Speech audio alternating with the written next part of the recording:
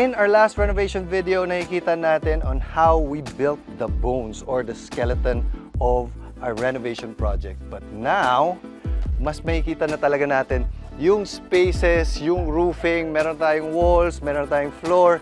So I can give a more in-depth explanation of what is going on in our renovation project. And if you notice that we are continuously giving updates as we go along para ma-experience natin the steps and the phases of each and everything that goes on with a construction project, pati yung mga little details that may be important for your own home. Let me tour you once again for the third time in this new update for the Skypod renovation.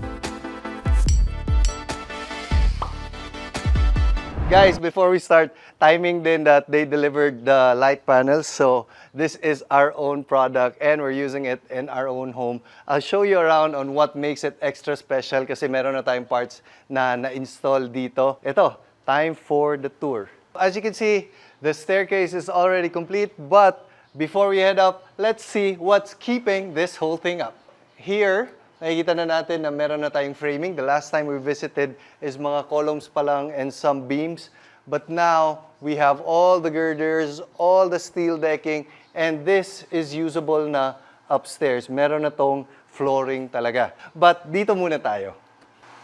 So coming inside, this used to be our service area. It still is. This is our kitchen. Sira pa rin to because the door will be transferred here.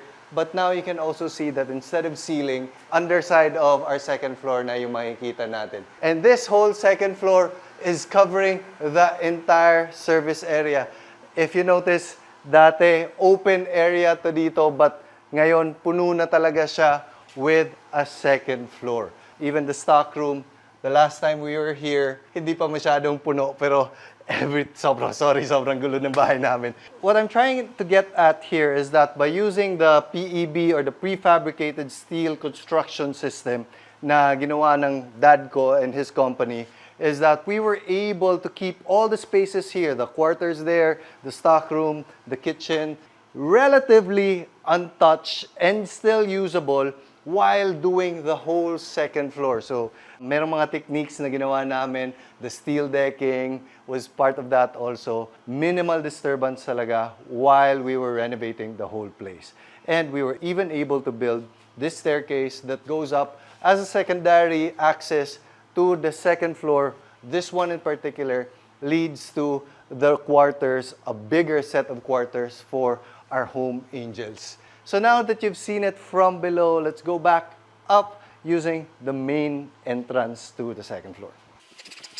When we designed this renovation and extension, the idea was one thing. We want the biggest amount of space that we can add, the functional spaces, without having to disturb anything when it comes to the lifestyle of the people at home. Meaning, hindi kami lilipat, or hindi yung major sacrifice na mangyayari. So, ang ginawa namin is, dito yung hagdanan natin going up. This is the kitchen behind this one. We've kept this closed for now, but eventually this will be taken down and attached to this part. So, from our kitchen, diretso na to going up. We're here at the second floor. And, ready na talaga. This is fully slabbed and ready for tiles or whatever we finish this with. Meron na ring roofing for the entire place. Ito yung mga deliveries of the light panel. But basically, this area will be our office area. And ang maganda din dito is that we see people that are coming in and out. And sila Scott and Sevi, if you watch Chris's vlog, mahilig sila maglaro in that area. So even if we're working, we're able to see them down below. Also, it gives us a level of detachment when we're doing work. Ngayon kasi parang papasok lang sila bigla kung nasan kami, and it's very, very hard to be in a Zoom meeting or being focused on your work when you have to be pulled back and forth. Essentially, pagdating dito, the left side would be the office. This would be our podcast station. May mga desks there. But pagdating dito, this area would be a gym. I don't know if you guys feel the same way, pero si Chris, I was just telling her, sabi niya, parang the space seems smaller. And as per my experience, it always seems smaller when there's still no furniture. Because wala tayong sense of scale, wala tayong, gaano kalaki yung bed, gaano kalaki yung treadmill. So pro tip lang,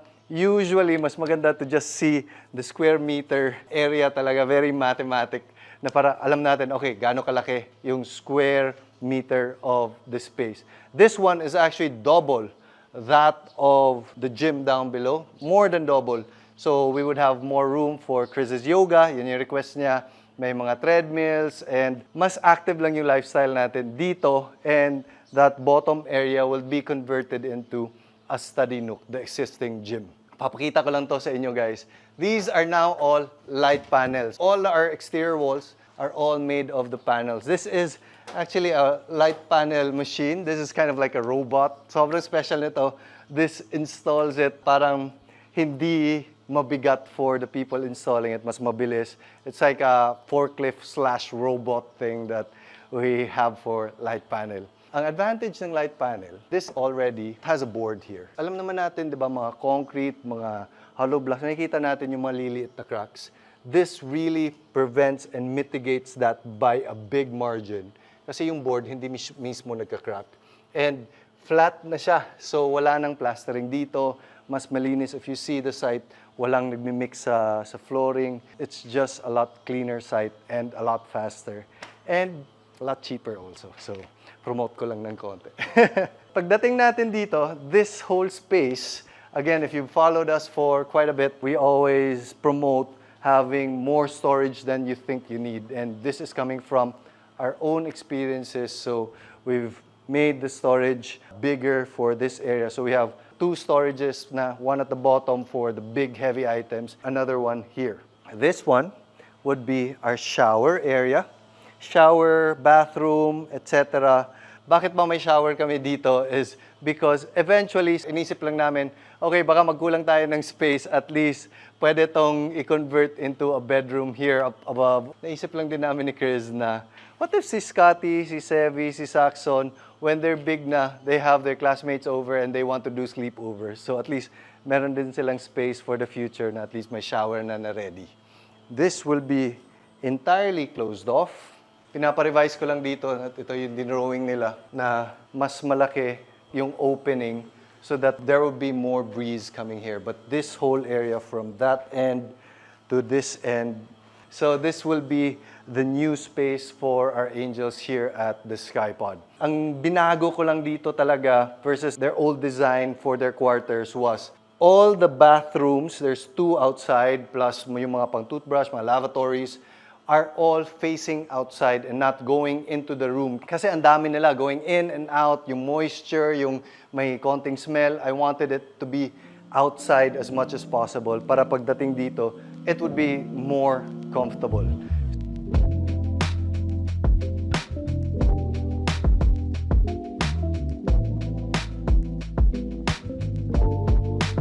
Usually, pag meron tayong mga openings, gagawa ka pa ng formworks, gagawa ka pa ng concrete, magmimix ka pa.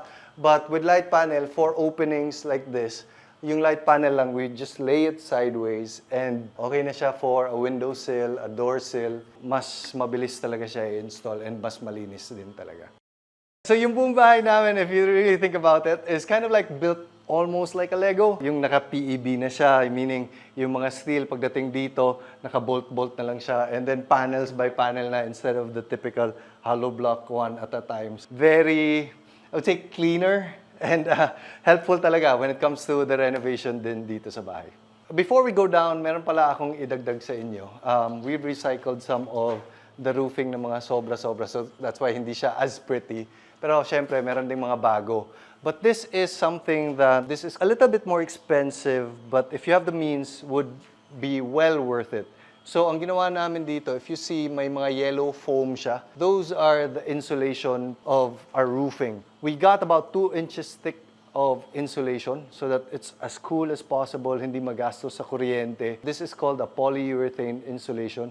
Might be a good idea for your home. Napansin ko, some homes, especially the older homes, syempre nagtitipid tayo paminsan when it comes to the insulation, yung sobrang nipis lang talaga. Yes, mas cheaper siya, but hindi mas malamig yung loob ng bahay. And it's not as comfortable. You have to turn on the air conditioning all the time. I would suggest to consider this, especially if you have a little bit more of a budget for your own home. Also, si light panel din, meron din siyang insulations. If you notice, if you zoom in, this is pure concrete, but meron to siyang mga micro air bubbles yung tawag namin. It acts like an insulation layer also. So this is heat resistant, fire resistant. This is something that I've learned over the years as a builder na experience-wise, my mindset is changing in a way wherein I'd rather spend on things that make me comfortable than those expensive finishes, expensive tiles, expensive marble. Yes, maganda yun if you have a lot of budget, but kaya kasi yun i-upgrade a little bit later. But itong mga core items such as insulation, ang hirap ng palitan ng mga walling natin, di ba, in the future. This is something that's really worth considering when you're investing, yung tipong functional things talaga. So, as always, ito sa construction, itong mga investments, meron talagang balance. You can spend a little bit more now and save a little later, like solar panels, like insulation, or the other way around. Later on, mas may konting kamahalan tayo when it comes to the air conditioning, electricity, etc. So, parang circle lang to.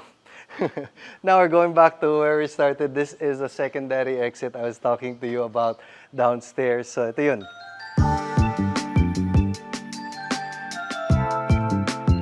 We go back down to this area.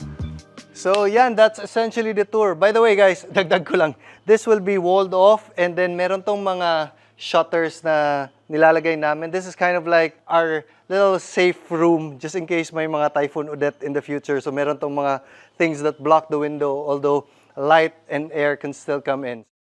For the future updates, ang dami na nating update from the digging up of the foundation. That was the first one. The second one was all these steel structures. The third one is ito, may parang muscle na. Then hopefully in the next one, may makeup na.